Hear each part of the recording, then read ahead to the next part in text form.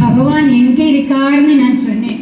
இந்த பாகவதத்துல சத்தியம் எங்கே இருக்கோ, ஞானம் எங்கே இருக்கோ, தர்மம் எங்கே இருக்கோ அங்க பகவான் இருக்கார். அதாவது பிரேமையில தான், நம்மளோட அந்த ஸ்நேகத்துல பகவான் இருக்கார். இப்போ அது ശബരി 12 வருஷம் காத்துண்டு இருந்தாளாம். ராமர் வந்தா பழம் கொடுக்கணும், ராமர் வந்தா அப்படி உட்கார சொல்லணும், இப்படி உட்கார சொல்லணும், அது கொடுக்கணும், இது கொடுக்கணும் சொல்லி. ஆனா ராமர் வரார், கோதண்ட ராமர் அழகா இப்படி வரார். வந்த சமயத்துல ശബരി அவரை பார்த்தோதே அந்த சந்தோஷம் தாங்க முடியலையா அவளால் ശബരിயால்.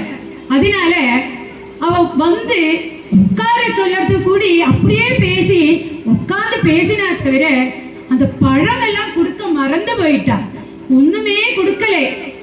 அப்போ அவ போன, ராமர் போயாச்சு.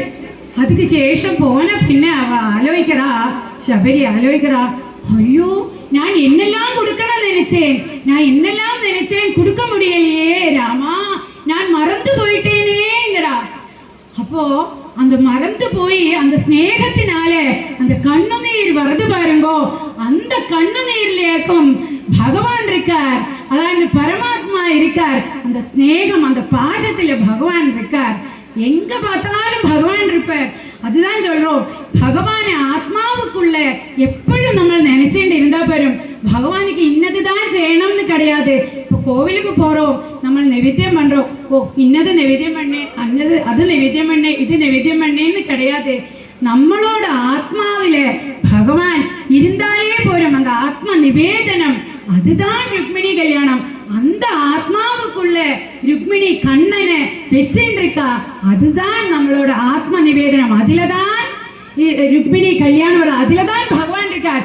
ஆத்மாவுக்குள்ள பகவான் அப்படியே கெட்டி போட்ட மாதிரி சாக்ஷாத் ஸ்ரீகிருஷ்ண பகவான் ருக்மிணியோட இருந்துட்டாராம். அதுதான் ருக்மிணி கல்யாணம். ருக்மிணி சொல்லப்பட்டவ വിദർഭ ദേശം. വിദർഭ ദേശത്തില് ഭീഷ്മകർ ചൊല്ലി ഒരു രാജാവുണ്ട്. അവർക്ക് 5 പുത്രന്മാരും 1 പുത്രിയും.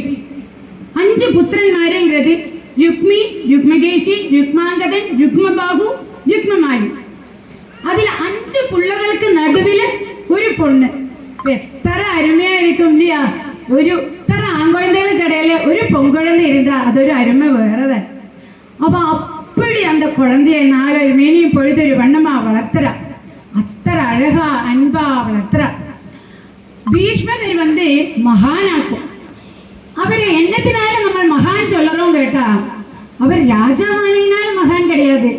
நிறைய குழந்தைகள் இருக்கா சொல்லிட்டு மகான் சொல்ல முடியாது. காரணம் தான் அன்னത്തെ കാലത്തുള്ള எல்லாருமே மகாமாருத, அத்தனை குழந்தைகள் இருப்பா. அதனால அல்ல, சாக்ஷால் மகாலட்சுமி ருக்மிணி தேவி சாக்ஷால் மகாலட்சுமி.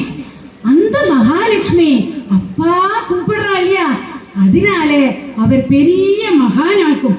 அவர் மகாலட்சுமி, சாக்ஷால் மகாலட்சுமி தான் ருக்மிணி தேவி. சீதா தேவி